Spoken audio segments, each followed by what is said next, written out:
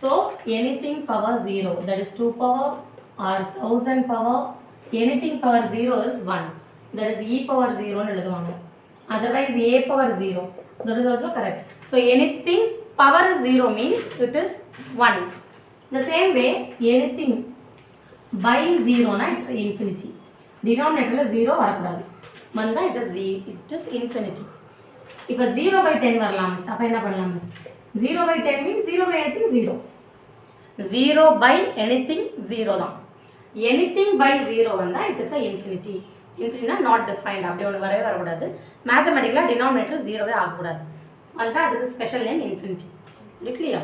அப்போ not defined சொல்லுவோம். define பண்ண முடியாது. That is the meaning. So anything power 0 na it's 1 always. Very clear?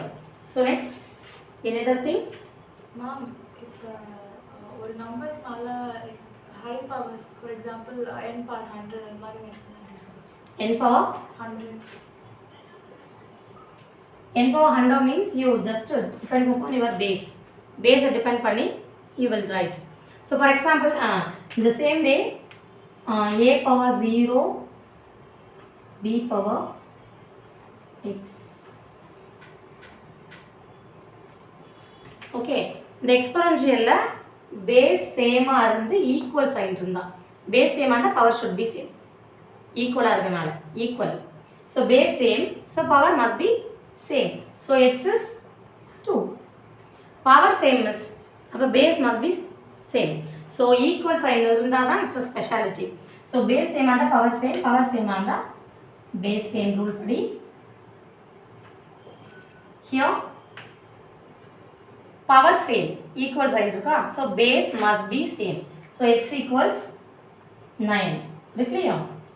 Here base same, power is must be same because equal கொடுத்திருக்காங்க. equal னா power same ஆண்டா base கண்டிப்பா சேமா தான் இருக்கணும்.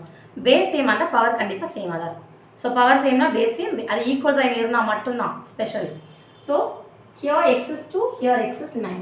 So like this இதுதான் ஈக்குவேட் பண்ண தெரியாது சிஸ்மே நமக்கு.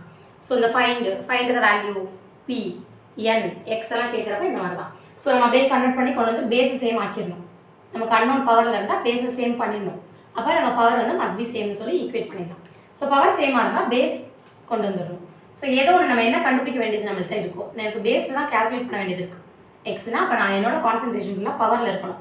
பவர்ல ஒரு சைடு என்ன இருக்கோ அதே இன்னொரு சைடு கொண்டு வரது தான் நம்மளோட கால்குலேஷனே. ஸோ அதுதான் நம்மளோட எய்ம். அந்த எய்ம் படி நம்ம போயிட்டே இருந்தோம்னா ஆட்டோமேட்டிக்காக நமக்கு கால்குலேட் ஆகிடும்.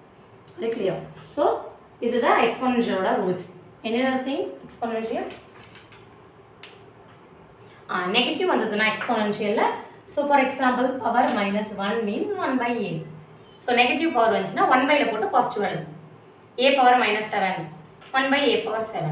So 2 power -10, it can be written as 1/2 power 10. So நெகட்டிவாக இருந்தால் பவர் நெகட்டிவாக வச்சு ஒர்க் அவுட் பண்ண முடியாது, நெக்ஸ்ட் ஸ்டெப் மூவ் பண்ண முடியாது. ஸோ பாசிட்டிவாக கன்வெர்ட் பண்ணணும். பாசிட்டிவாக மாற்றணும்னா ஜஸ்ட் 1/, போடணும். Very clear? Any doubt? அதே மாதிரி பாசிட்டிவாக இருந்தால் நெகட்டிவாக மாற்றுறதுக்கும் 1/, தான். ஸோ இப்போ 2 பவர் இது அப்படியே சேஞ்ச் ஆகும்.